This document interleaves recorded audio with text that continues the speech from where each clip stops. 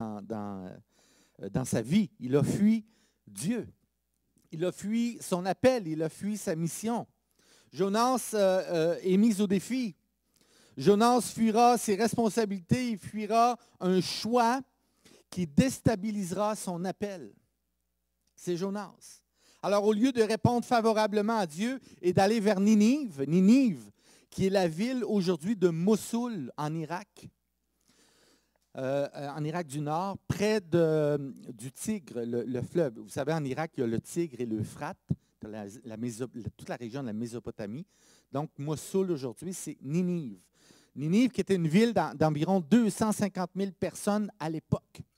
Aujourd'hui, Mossoul, on parle d'une ville de plus de 2 millions d'habitants.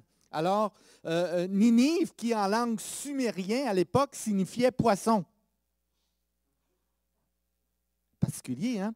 Donc, Jonas avait un appel vers Ninive, mais dans quoi il va réfléchir? C'est un poisson. Mais le poisson, on connaît l'histoire, va le remettre sur ses rails et le vomir. On voit ça au chapitre 3. Il fuira vers Tarsis. Tarsis qui est l'Espagne aujourd'hui. Donc, il arrive à Jepho, qui est aujourd'hui Tel Aviv en Israël. Il prend un voilier. Hein, à l'époque, c'était des voiliers marchands. Et il s'enfuit vers Tarsis. Vous savez pourquoi? Parce que Jonas a peut-être peur. Il a peut-être peur d'affronter les Sumériens ou les Ninivites ou les Niniviens, comment on les appelait à l'époque, je ne le sais pas. Il avait peur. Il avait peur parce que c'est un peuple extrêmement brutal, immoral et cruel, les Sumériens. C'était les Assyriens aussi, tous les secteurs des Assyriens. Jonas a peut-être eu peur. Jonas voulait s'assurer qu'on ne le retrouve pas. Il va fuir la face de l'Éternel. Jonas, réveille. Là. Jonas est un prophète. Toute la série des petits prophètes dans l'Ancien Testament, petits prophètes pas parce qu'ils sont courts, mais parce qu'ils ont un récit plus court. Joël, entre autres, est considéré comme un petit prophète. Agé, Amos, c'est tous les petits prophètes dans l'Ancien Testament. Et ce sont des histoires qui sont fascinantes à lire. Alors, voulait-il ignorer Dieu? Alors, que voulait en fait Jonas? Mais que voulons-nous? Nous, dans notre propre vie, qu'est-ce qu'on veut? Alors, j'ai une deuxième question pour toi ce matin. Tu vas où? On va dire, ta question est vide, pasteur, un matin. Mais tu vas où? C'est une bonne question. Jonas, lui, il va se dire ceci. Loin des yeux. Alors, il croit fuir la face de l'Éternel. Alors, pour éviter d'aller à Ninive, parce qu'il a peur, parce qu'il en veut peut-être à Dieu de vouloir sauver un peuple cruel, puis il se dit, non, il ne mérite pas ça, moi je m'enfuis vers Tarsis. Ça aussi, c'est une hypothèse. Mais qu'est-ce que ça l'implique dans notre propre vie en 2023? Alors, ce matin, est-ce que ta vie est-elle secouée par un vent impétueux? Est-ce que parfois, tes pensées risquent le naufrage? Que fais-tu lorsque la tempête fait rage? Quel est ton refuge?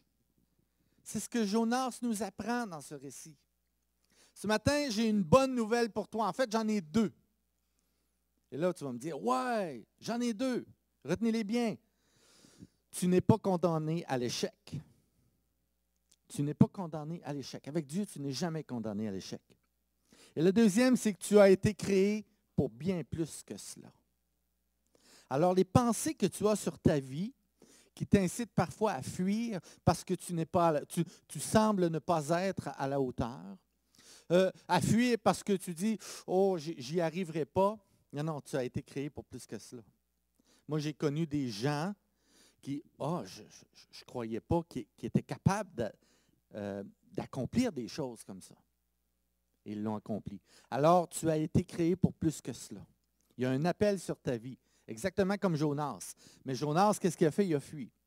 Mais on va voir ce matin que dans ta vie, il y a parfois des poissons qui veulent t'engloutir. Alors, comme Jésus, Jonas n'a pas fui devant les pharisiens. Jésus n'a pas fui devant les pharisiens. Jésus n'a jamais fui au jardin de Gethsémani. Et Jésus n'a jamais fui au désert. Alors, ton appel ce matin, c'est de ne pas fuir. La prochaine diapo. Je vais vous lire le texte, mais moi, ce que je vous invite à faire aussi, c'est d'aller lire l'histoire de Jonas. Ça prend 8 minutes à peu près. Je l'ai calculé, là. C'est 3 chapitres. C'est une super belle histoire. 8 minutes de votre temps. Allez relire et vous allez voir, vous allez saisir des choses parce que chacun de vous, ce matin, on était près d'une quarantaine, chacun de vous, ce matin, là, allez le lire et le saisir d'une façon individuelle. Et c'est merveilleux, Jonas, pour ça. Jonas, chapitre 1 et versets 2 et 3 dira 3 verbes d'action. Lève-toi, va et crie. Alors, Jonas va se lever, il va aller, mais pas vers Ninive.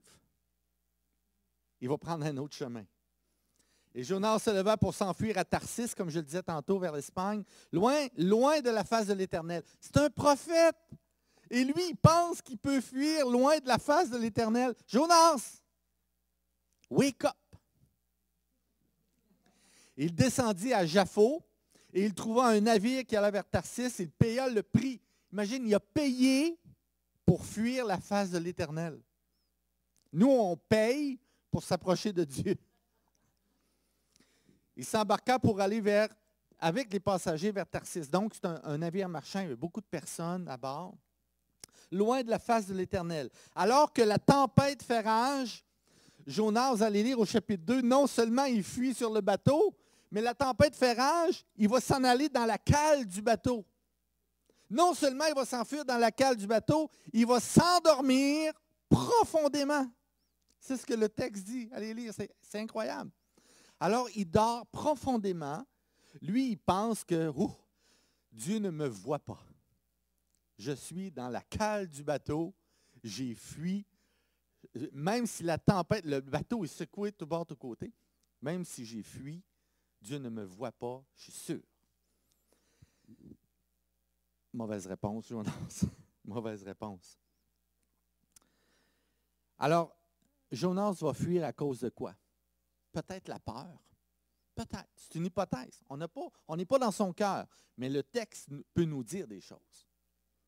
Peut-être qu'il est déçu de lui.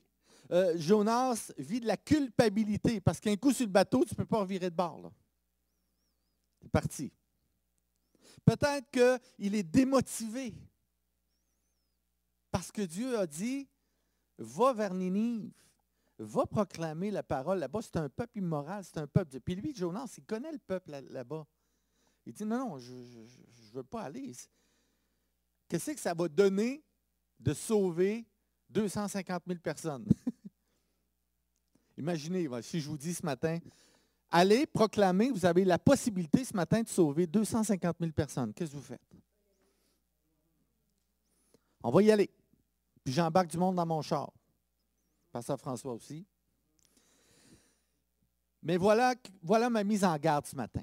J'ai une mise en garde pour vous.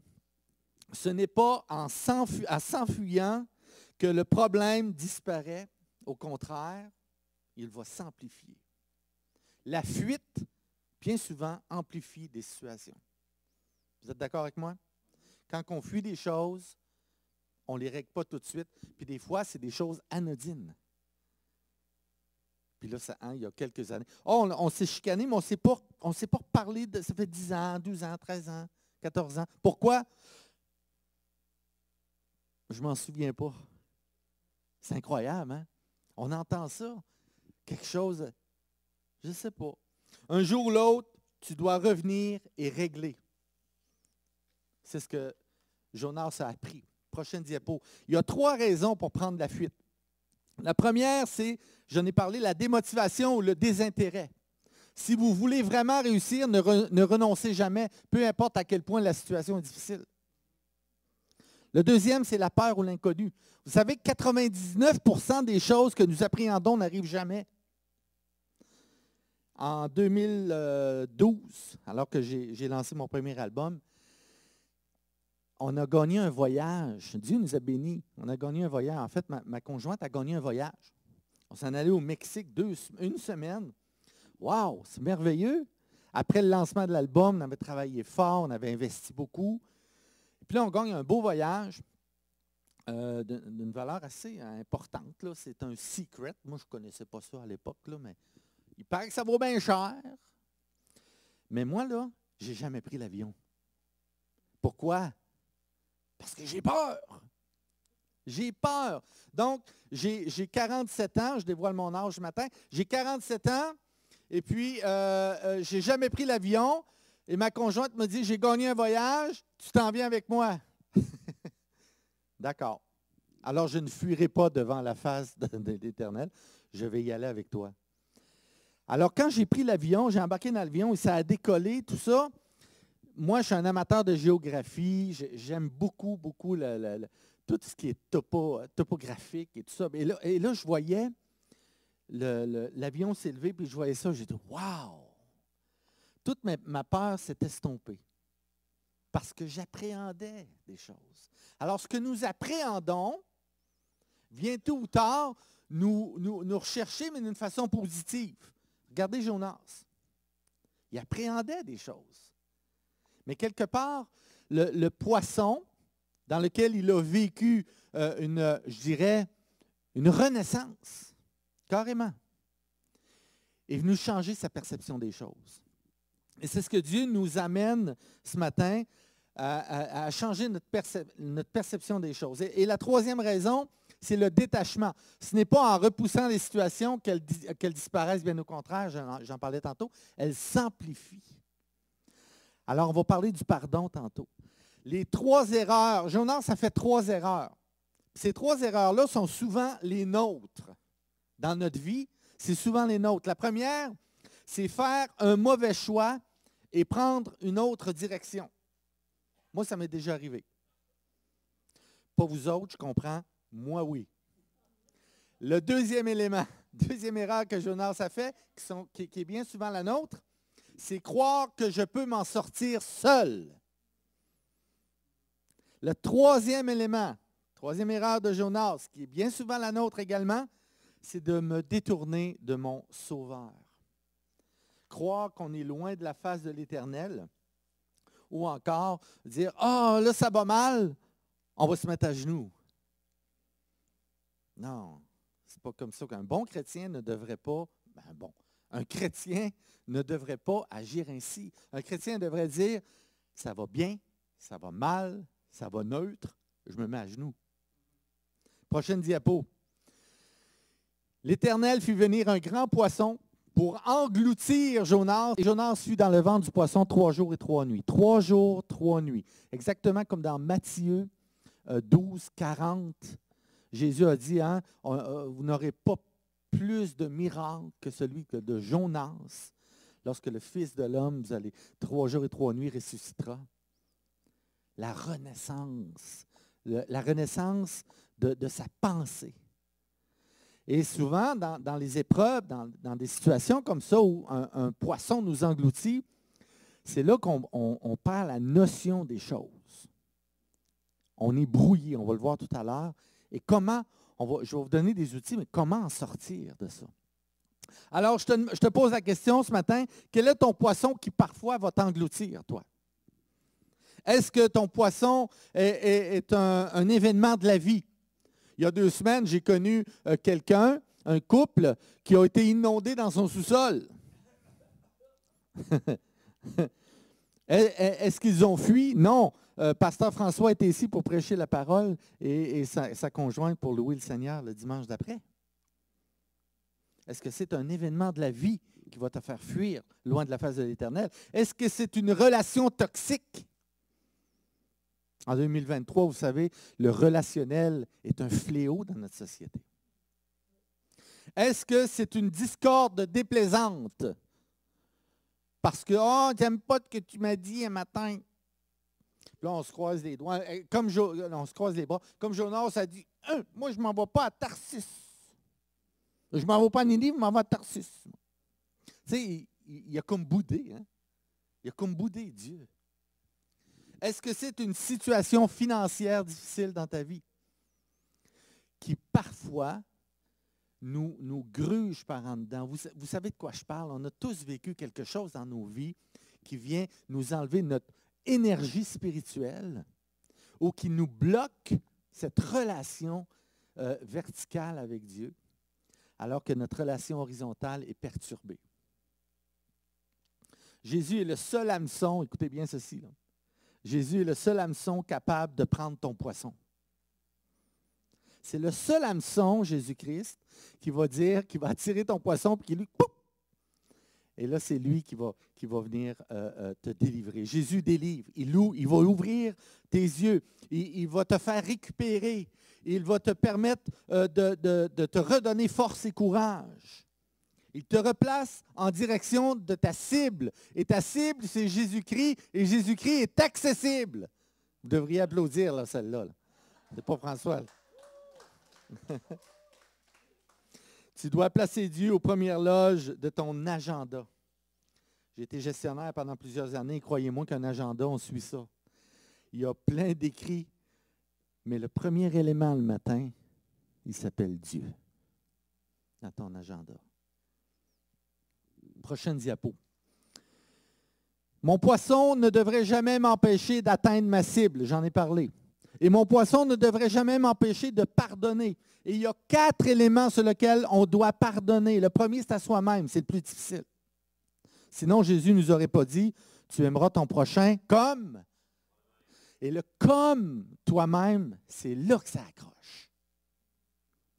Alors, est-ce qu'on apprend à s'aimer soi-même? Mais comment on apprend à s'aimer soi-même? Il faut s'accepter dans les mesures dans notre société où les standards sont hyper grands, que ce soit au niveau physique, au niveau intellectuel. Je trouve que bien souvent, on est en situation d'échec. Sur le plan relationnel, sur le plan physique. J'ai vu un livre de trop. Il faut que tu fasses ça. Puis là, on voit ça sur les réseaux sociaux. Comment maigrir, comment faire ça, comment bien manger. Puis là, ils disent de ne pas manger ça, pas manger ça. Pas... Là, on ne sait plus quoi faire. Mais c'est comme ça. On a une pression sociale. Alors, comment arriver à s'aimer dans une pression comme ça? C'est qui tu mets en premier dans ton agenda? Aide-moi et merci de m'aimer comme je suis. Je suis une créature nouvelle, mais je suis créé par toi. Et le deuxième, c'est aux autres. Ça, c'est pas facile non plus. C'est pas facile d'aimer les autres. Mais si tu as appris à t'aimer, tu vas avoir plus de facilité à aimer les autres. Et le deuxième, j'en parlais tantôt, situation de la vie. On a tous vécu dans les 72 dernières heures, quelque chose qui nous a créé de l'adversité. Levez la main ceux qui ont eu de l'adversité dans les 72 dernières heures. On a tous quelque part. Ça peut être une crevaison, ça peut être si j'ai manqué ça, on a tous quelque chose. Et le quatrième, c'est à Dieu. On va dire pardonner à Dieu. Oui, tout à fait. Et je l'ai mis parce que Jonas, il doit pardonner à Dieu. Il doit pardonner de ne pas avoir fait confiance à Dieu. Et nous, dans notre société, qui s'éloigne de plus en plus de Dieu, ben on doit arriver à leur pardonner. Vous savez, j'avais une unité de soins palliatifs où je travaillais, et je n'ai jamais vu des gens se rapprocher de Dieu autant que dans une unité de soins palliatifs. Parce que les gens font face au destin. Et il y en a beaucoup qui veulent se rapprocher de Dieu, qui se posent des questions. Alors, vous avez ici la possibilité à l'Église l'accessible, avec Pasteur François, sa conjointe Lynn et toute l'équipe, de dire j'ai une possibilité, j'ai une accessibilité à comprendre ces choses. C'est extraordinaire. Il faut parfois changer de direction et laisser Dieu nous dire recalcule en cours. Recalcule en cours, c'est notre GPS. Recalcule en cours. Jonas, lui, si vous avez eu un GPS, Jonas, là, recalcule en cours. Jonas ne va pas à droite, va en gauche, ou le contraire. Jonas va dire ceci au chapitre 2, verset 8. Et ça me fascine. Quand mon âme était abattue au-dedans de moi, je me suis souvenu de l'Éternel.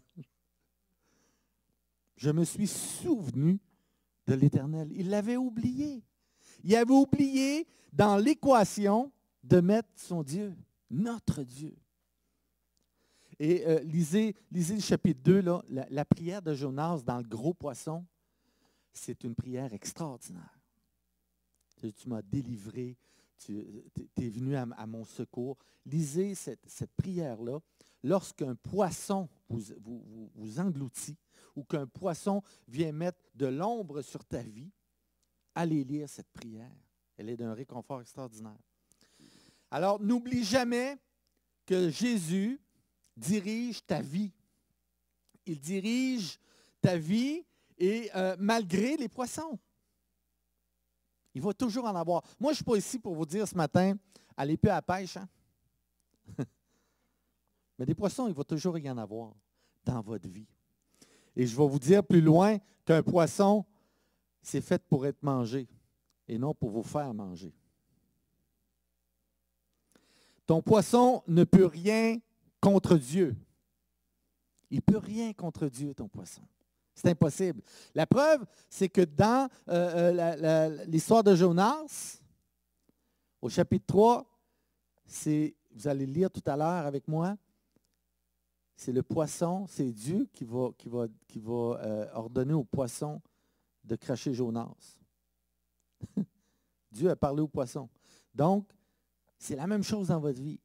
Lorsqu'on se met en prière pour une situation difficile, Dieu, ce qu'il va faire, c'est qu'il va intervenir dans votre poisson pour retirer ce poisson-là, pour que vous ayez la paix, pour retrouver la paix. C'est bon? Vous êtes toujours avec moi? Excellent. Prochaine diapo. Tôt ou tard, il faut changer l'eau de ton aquarium.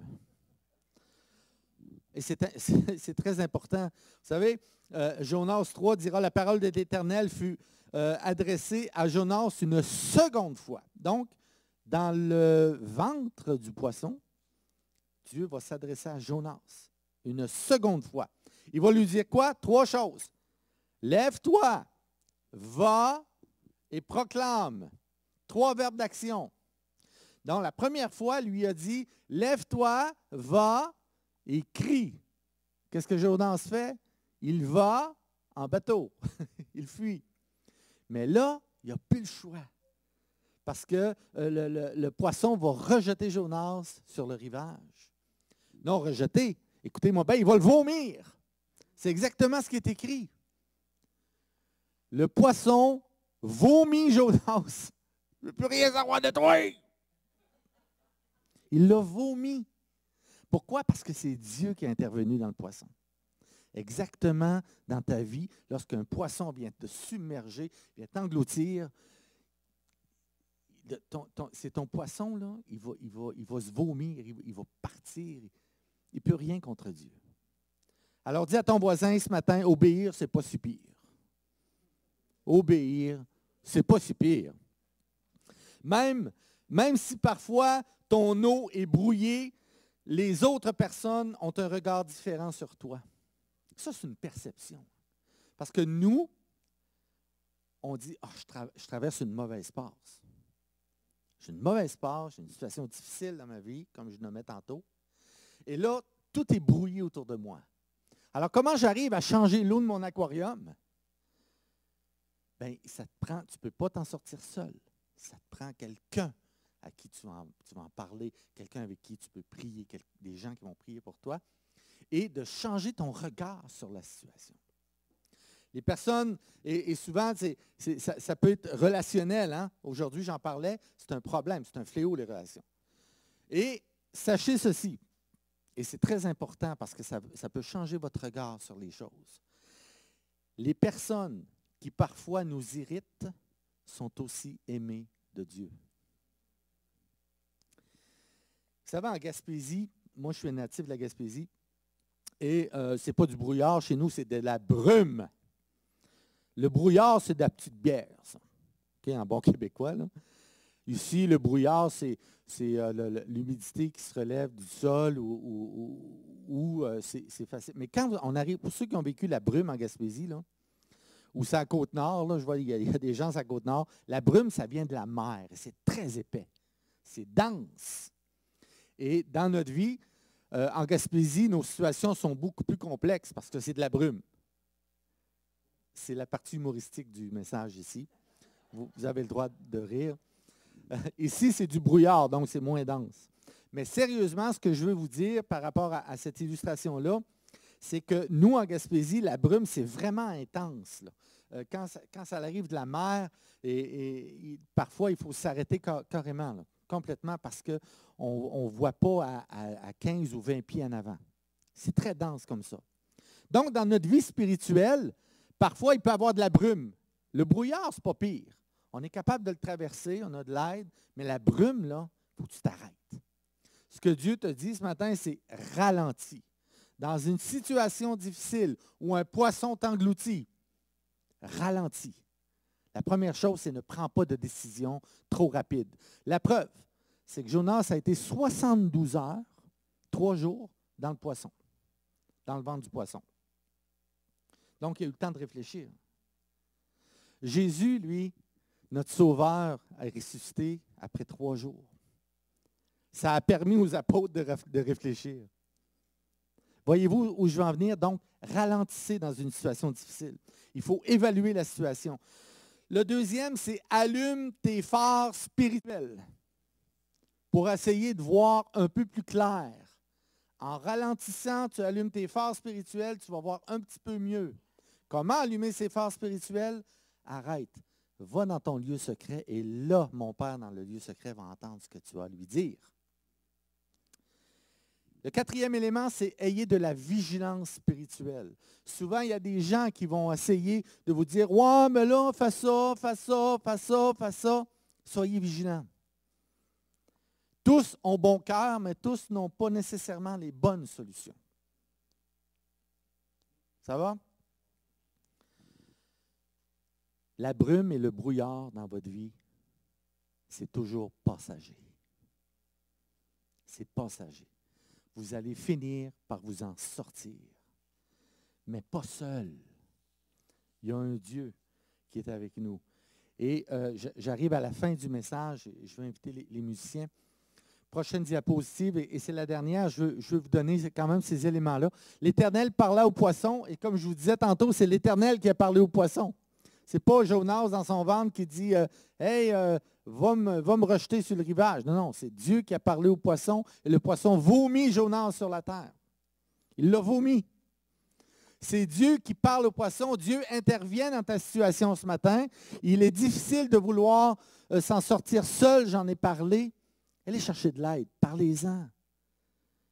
Prie pour moi, j'ai besoin dans telle situation, j'ai besoin d'un réconfort de Dieu. Le poisson de Jonas lui permet de s'arrêter et de réfléchir. Ton poisson à toi te permet quoi? Est-ce qu'il permet de t'arrêter, de ralentir et de réfléchir? Lorsque tu es coincé par ton poisson, ne fais pas demi-tour. Affronte avec courage et regarde ta cible qui est Jésus-Christ. Tu feras ainsi le bon choix. Et ce matin, tu te dois de passer à l'action. Exactement comme Dieu a prescrit à Jonas. Lève-toi, va et proclame. Alors lève-toi, c'est au sommet de la montagne. Tu as une vision, une visibilité différente. En Gaspésie, quand on va dans le mont, sur le mont Jacques-Cartier ou le mont Albert, dans le parc de la Gaspésie, on monte, et parfois on est dans le brouillard, et là, on arrive au sommet, et le brouillard est en bas. Alors, on a une visibilité extraordinaire. On voit large, on voit loin. Le va, c'est rien ne se construit sans effort. Ça prend du jus de bras.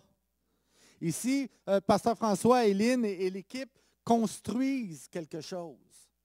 Ils sont ici le matin, ils s'investissent pour monter le système de son, pour l'accueil, etc. Donc, pour vous accueillir convenablement, avec amour, avec joie. Et c'est une joie qu'ils le fassent ainsi. Mais est-ce qu'on peut prier pour eux aussi? Et le troisième, c'est proclame. Le poisson a été créé pour être mangé et non pour te manger. Je te l'ai dit tantôt. Le poisson a été créé pour être mangé et non pour te manger. Alors ce matin, je veux juste prendre un temps que le Seigneur puisse ouvrir en toi cette brèche qui va pouvoir te donner un regard neuf sur la situation que tu vis ce matin. Ça se peut que tu ne vives pas de situation. Parfait. Mais tu vas aider quelqu'un peut-être qui subit une situation difficile.